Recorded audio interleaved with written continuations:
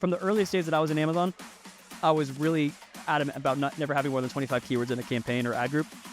And then I just kind of stopped doing that and just started like testing around and realized it made zero difference. So sometimes what you'll see is like an auto campaign getting a majority of the spend on like an individual, like higher volume target.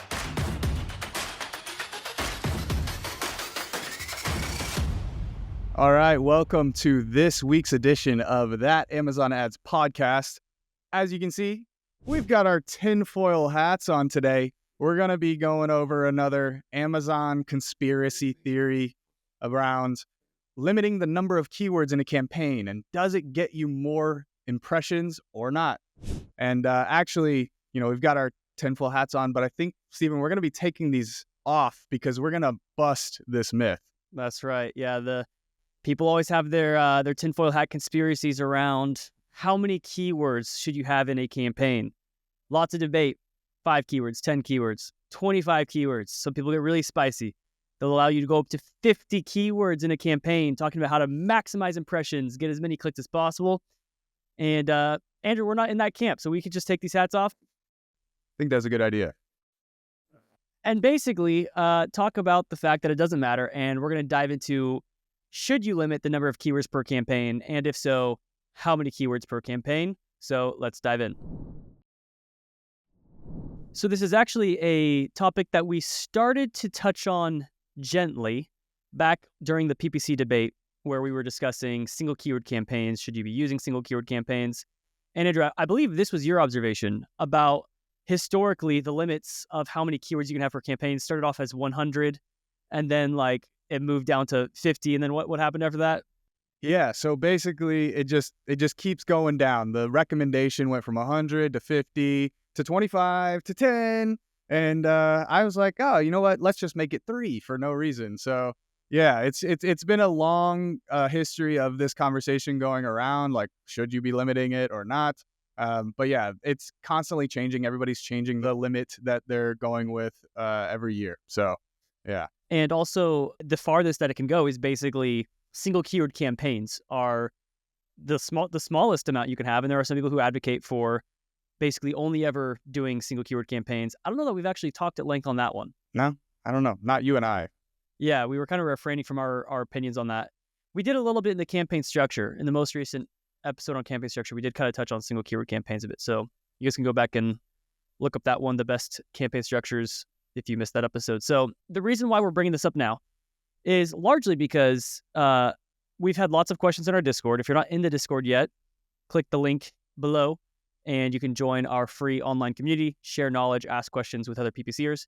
And I've also been getting this question a lot from new AdLabs users who are signing up. And that's something else that, in case you didn't know, if you set up for AdLabs, you have a direct line of communication with me and we can message back and forth and I can give you some feedback on your advertising and campaigns and stuff. So probably 3 times within the last 4 days, I've had someone ask me about the issues with the number of keywords that they have. Some users getting quite technically advanced with their campaign structures, just trying to ensure that no single ad group ever has more than 10 keywords per ad group. Now, Andrew, why is that? Why do people, what's at the end of the day, why are people even going through the trouble to do this? I have heard a lot of the similar things, people trying to limit the number of keywords in their campaigns, with the reason being that they think that they're going to get more impressions, that Amazon for some reason rewards you for only having 10 keywords in that campaign or that ad group.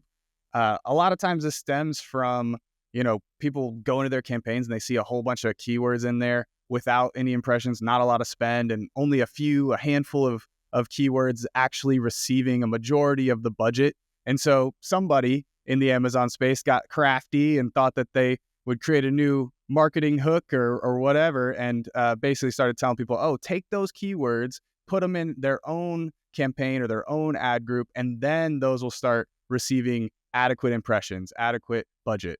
So that's like the main reason I hear people claiming or trying to, do this with their campaigns. Yeah, people essentially treat it as if it's a bug in the system. It's either a bug or for some reason intentionally from Amazon, like they don't want you to, get more impressions. They're stacking the game against you, as it were. And you can beat Amazon at the game and get them to give you more impressions, or at least get around this bug by outsmarting them by putting keywords in different ad groups. Now, I think that this is actually just demonstrating a very big misunderstanding of cause and effect. People are seeing the effect, like if they do this, and there's some people with anecdotal evidence, they'll be like, no, as soon as I did that, I got way more impressions, whatever. So they're observing that before they split campaigns into different ad groups, they, can only get, let's just say, 1,000 impressions a day. And then they put it into 2 different ad groups for 2 different campaigns. Now they can get 1,500 impressions a day. And so they then say the cause was too many keywords per campaign or per ad group. Therefore, that's the cause and effect. And what we want to try to outline here is all of the other variables that could heavily be influencing that.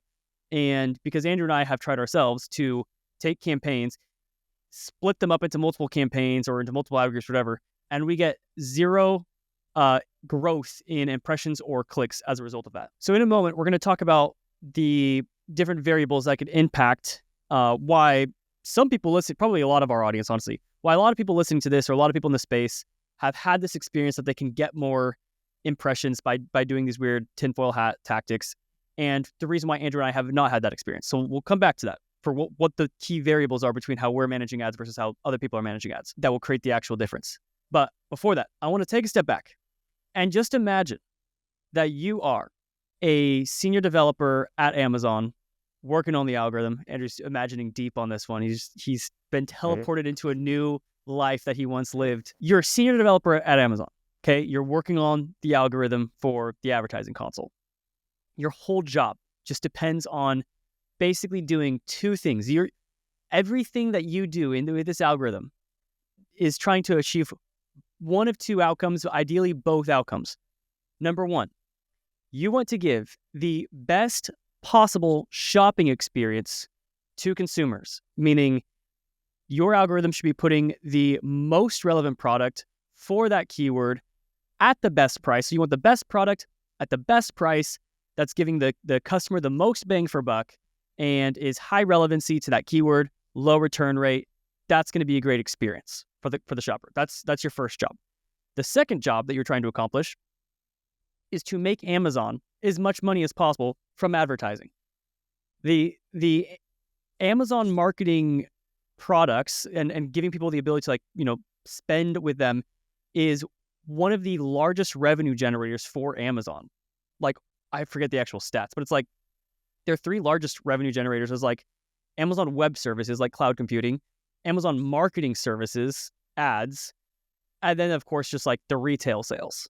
That is pretty much their entire business. So all of that money, all of that pay per click or CPM, whatever cost up you're doing, all of that is going to Amazon. Your job as the algorithm expert is to drive up as much spend as possible. You're trying to maximize as many clicks, put as many of these customers or all of these advertisers who are basically telling you, I'm willing to pay money for clicks and impressions on these keywords. Do you really think, as that Amazon developer and anyone working on Amazon, that they would intentionally try to limit how much money they can charge you for in your ads? Because if, let's just say you can spend $1,000 a day with 25 keywords in that ad group, if you go up to 100 keywords a day, you're basically telling Amazon, charge me more. Do you really think Amazon's going to reduce how much they're charging you based off of that if you had too many keywords? Do you think they're intentionally trying to limit you or have a bug that's that bad that is basically prohibiting, if they could charge people 50% to 100% more on a daily basis, but there's some weird bug that is just saying after a certain keyword level, we can't serve impressions there. Do you really think after 13, 14 years of Amazon working on this algorithm that is one of the top revenue generators for their company, that they are going to intentionally charge people less money when people are asking Amazon to charge them more money just because you had more than 10 keywords in an ad group? Sorry, that was a long rant because it was taking me a while to find where I was trying to get to. But to add on to that too, think about the people who are going to have more complex ad strategies. They're the bigger clients, the bigger brands, the more sophisticated advertisers are going to be the ones who are building out these more sophisticated structures and deploying some of these granular tactics. If you're just talking to a mom and pop shop Amazon seller, whatever, their ad strategy that they deploy is probably going to be a lot simpler than these bigger advertisers. And the bigger advertisers, the more sophisticated people, they're managing a lot more spend. And so think about like the impact of that. Like, yeah, it's just kind of silly. And I think that it just doesn't make any sense if you're thinking about it, imagining it from Amazon's perspective. Yeah, so I think just using common sense, and again, like maybe this like weird bug, you could call it, was an issue 10 years ago. Like maybe very early on, and we're just now experiencing like a lingering effect of everyone, from 10 years ago. It's a little bit of like a Mandela effect. Not really, but, or Andrew, do you know about like the glass ceiling thing? I'm probably going to butcher this, but there was something where it was like, they put a bunch of fleas in a jar. I think it was fleas or flies, and they put a glass ceiling at the top of the jar, and people realized like the fleas were trying to jump out of it. They bred more fleas or flies, whatever, and they realized they can never escape, so they never tried to because there was a glass ceiling. And then eventually they removed the glass ceiling, and now you can escape, but they never escaped because they all were like bred and taught through generation to generation. It was impossible to escape. I've heard of this. I don't think it's called the Mandela effect. I think that's something different. No. I switched analogies. Yeah. Oh, okay. I didn't hear what you said there, but this is the glass ceiling effect. Oh, glass ceiling effect. Okay, cool. But basically, it could have been that where it's like the glass ceiling has been removed. Anybody can go through it now, but we've all just been hurt. It's been passed down from generation to generation of PPC managers that it's impossible to get impressions on keywords beyond that. So point being, if you are Amazon and your goal is to make money, because again, this is one of their top drivers of revenue, you are not going to be turning down opportunities to charge customers more, especially when customers are saying, please, please take my money. Let me give you money, Amazon. Amazon's not going to say, that's 11 keywords in that ad group. Not going to let you, not going to take your money anymore. Like, just common sense. All right. I think we've beat that one down. Moving on to why might some people feel that way today, experience that they're not getting those impressions when they should be. They think it's because it's too many keywords per ad group. But Andrew, a few episodes ago, I forget which episode number, but we did do a whole episode on why am I getting no impressions or zero impressions, low impressions. That was last week. Was it just last week? Okay. Yep. Well, it aired last week, but by the time this episode airs, yeah, it might have been 2 or 3 weeks ago. But recap some of those key points, Andrew, for why people are maybe getting zero impressions or barely any impressions. Yeah, just to run through them real quick, there's 3 main reasons. It's your bids are too low, you have the keywords are low volume, or the impressions are going somewhere else. And then I'd add actually another one, like you're running out of budget would be another one. You don't have sufficient budgets to continue spending on those keywords. And this is people see this a lot. Like I even see this in my campaigns. Like I'll log in and look into a campaign, and there's a lot of keywords sometimes within certain ad groups that aren't getting a ton of visibility. And those are kind of the main reasons why. I often find, like, I don't want to say that you shouldn't, like, there should be no cap. There should be no arbitrary cap on how many keywords you're actually putting in an ad group. I don't think you should then take that as, oh, there should be 5,000 keywords in one single ad group, because in that case, you're doing something else wrong. Like you're getting something else wrong, which I would say you're over harvesting, or you're over trying to cover every single keyword, and you don't really need to do that. So there's 2 ways that I think people are looking at this incorrectly. Number one is just that the amount of traffic going to each keyword is very likely driven by the amount of search volume for each keyword. And for simplicity, let's just assume everything's exact match, so we're not taking into all the other like variations. If you have like 100 keywords that are all exact match, and maybe like you got 5 or 10 of those keywords are like short tail, driving most of the search volume. Like within Amazon, if a million search volume, the search query volume is like 1 million searches per month, maybe like 900,000 of that is concentrated around just like the top 5 or 10 keywords. The rest of it's very, very, very small elsewhere. And so in your ad group that has all of these 100 top searched terms that you got from like the search query performance report, you're looking at like, wow, 90% of the volume is going to 10% of these keywords.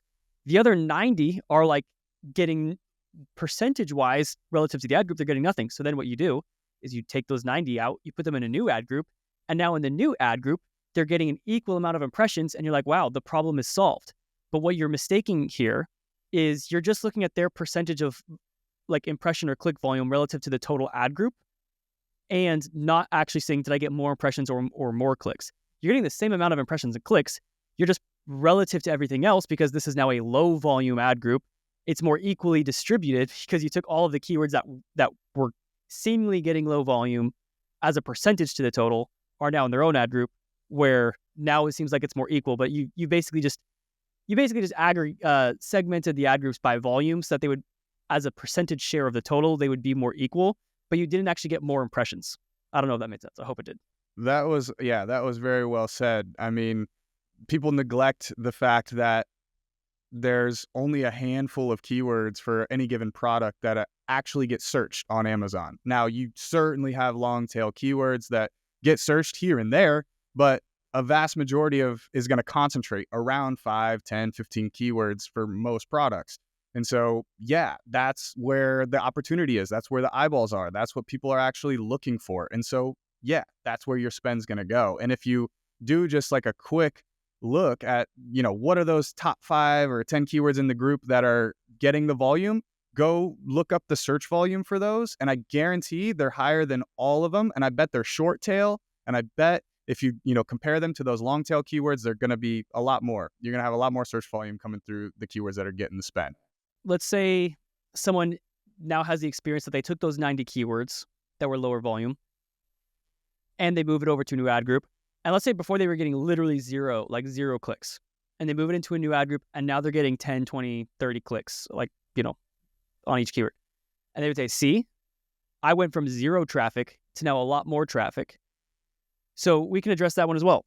What happens a lot of the times is, let's say in the first campaign where you had everything in there, let's just say you had a $100 daily budget. And for those really high volume keywords, those shorter tail stuff that get searched hyper frequently, you had $1 bids on all of those.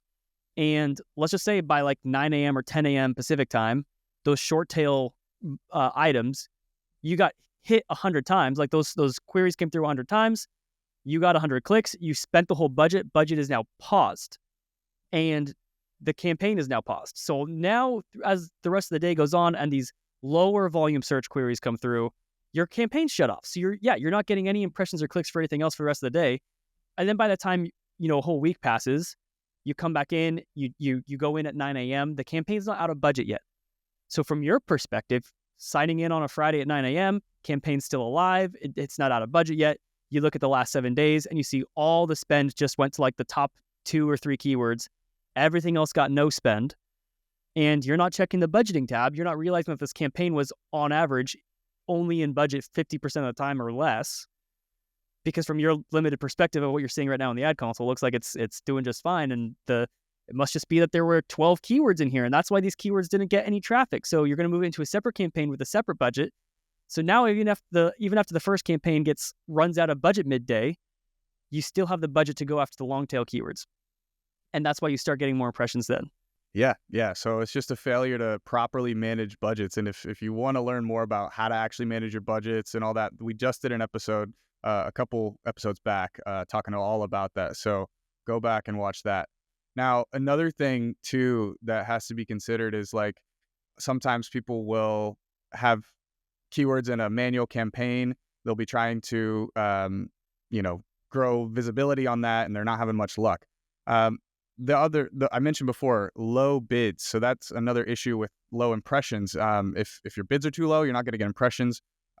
Or it could be that your impressions are actually going somewhere else. So sometimes what you'll see is like an auto campaign getting a majority of the spend on like an individual, like higher volume target.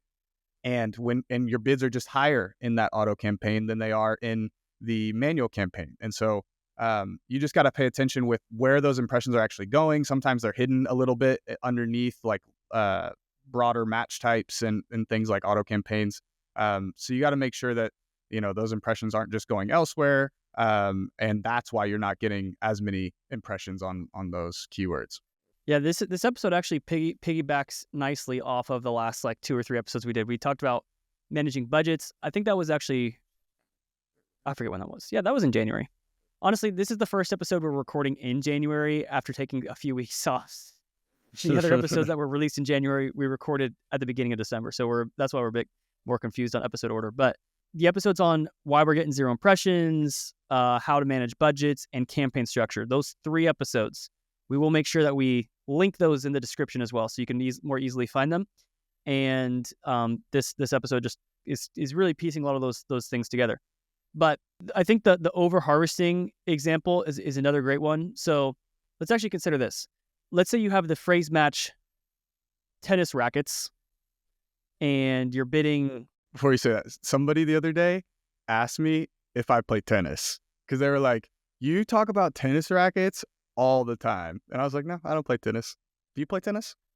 Let's go back to our favorite product. We'll go AK-47s for toddlers. So you're selling military grade weapon equipment for toddlers. Just kidding. Yeah, tennis rackets is a good default. So if you have phrase match tennis rackets, and then you also have exact match blue tennis rackets for toddlers, and let's just say that keyword you're bidding $1 as well. So you got a phrase match $1, and then the other one is $1. The phrase match technically still qualifies for the same search term as that longer tail exact match. And so if they have the same bid, the same CPC, it doesn't make a difference. Let's just say when someone types in the long tail version, blue tennis rackets for toddlers, you're going to get that click for $1. Whether it went to the exact match at $1 or went to the phrase match within the same ad group for $1, it doesn't really make a difference. And so, or maybe even like the phrase match was bidding $1.01. So with like a 1 penny difference, again, you can't bid against yourself, but like maybe that was the next highest bidder in the second price auction, like $1.01 was the winning bid and $1 was not. So the traffic's going to that other thing. And then you think like, man, this exact match keyword's not getting any volume. There's like 2 or 3 reasons there. Number 1, the bid just might be too low. Number 2, it's just, the traffic is going somewhere else. It's just going to a different keyword. We also talked about in that 0 impressions episode, like sometimes it's going to a different campaign. Like Andrew was mentioning earlier, there could be an auto campaign somewhere that's picking up that same search term volume if it wasn't negated, which is not a problem. Like the whole point of this is that if you take that keyword and you move it out to a new campaign, and let's say you just give it its own dedicated single keyword campaign, and then you go through and you negate that search term from every single other campaign out there, and you've perfectly optimized the budget and everything, will you get more traffic on that keyword? Probably. You probably will. But if you download a search term report for the last 30 days or 30 days before this new strategy of yours and 30 days after, did you actually get more impressions on that search term as a whole, like at the search term level through all of your campaigns? Probably not, unless if you had campaigns that were like running out of budget or the bids were not being managed properly or whatever. So the volume changed. Or the volume changed. The search volume can change. Like that's such another big important factor too. It's like, oh, I segmented them off and I got more impressions, but like maybe there's just more people searching that this month than last month. Like have you ever seen a weekly search volume trend chart for keywords? Yeah, all over the place. It's like it looks like a key teeth, it's like it's super jagged. Like things like different search queries can jump up and down like 20% from one week to the next. So you might move something from one campaign to another and you get 20% more volume. But like, did your impression share change? Probably not. Maybe there's just more overall. Maybe your impression share actually went down. It was actually like a bad idea because the new campaign, had the only reason why you really ever want to put things into different campaigns is to take advantage of the campaign settings, which is going to be primarily budgets, placements, dynamic bidding up and down versus down only. That's the only added benefit. So, and I know we're going a little off our script here that we had outlined, but going back to what Andrew was mentioning earlier around like, should you have 5,000 keywords in a campaign? That's not what we're advocating. Okay. So to try to pull everything in for a landing, like what's our answer for how many keywords should you have? The answer is do not worry about limiting it, but rather just more focus on doing everything else right. So when we look at all of these issues for why people think you can get more impressions if you adopt these tinfoil hat conspiracies, it's usually because they're either not doing keyword harvesting properly, they're over harvesting, they're taking every single search. Like someone else I was just speaking to last week mentioned that they had, I forget the exact amount, but they had like tens of thousands or even hundreds of thousands of keywords. And they were concerned that like they weren't getting a lot of search volume on most of these keywords. So like 99% of these keywords are like not getting any search volume. The account on average only spent like $1,000 a month. Okay, we're talking a very tiny account. That what I think was happening was they were basically harvesting as exact match pretty much every single search that pretty much ever came through their account.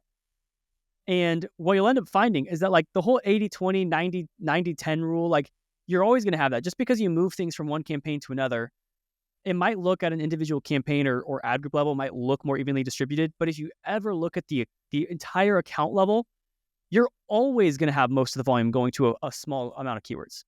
So moving things into separate campaigns doesn't increase the overall volume at the account level. If it does, if you are experiencing that you actually get more traffic on these keywords when you break things out, it's because you were not managing bids properly, not managing budgets properly, or not managing keywords properly. And we've talked at length on all of those topics, but I think just at the end of the day, like if you have a good campaign structure, if you have good keyword harvesting criteria, if you're managing those bids properly, those budgets properly, and those placements properly, then you should not worry about how many keywords you have in a campaign. That will not matter. It will not make a difference. The only exception being like there are times where it can be advantageous to take some of your like top VIP keywords, do a few single keyword campaign strategies. Sometimes like after 1,000 keywords, if you have 1,000 keywords in a campaign, those campaign settings for like placements and budgets, those might be a little bit too generalized for all 1,000. So like you could break things out on a smaller level, but I wouldn't just, it's not just an arbitrary because that's too many keywords. It's just like, hey, we have so many keywords with a lot of volume that we could probably get a bit more particular with how we're classifying these keywords, like top of funnel keywords, bottom of funnel keywords, keywords that are long tail versus short tail. Just you'll have a few additional levers to pull on, but it's not the keyword count per se that's the problem.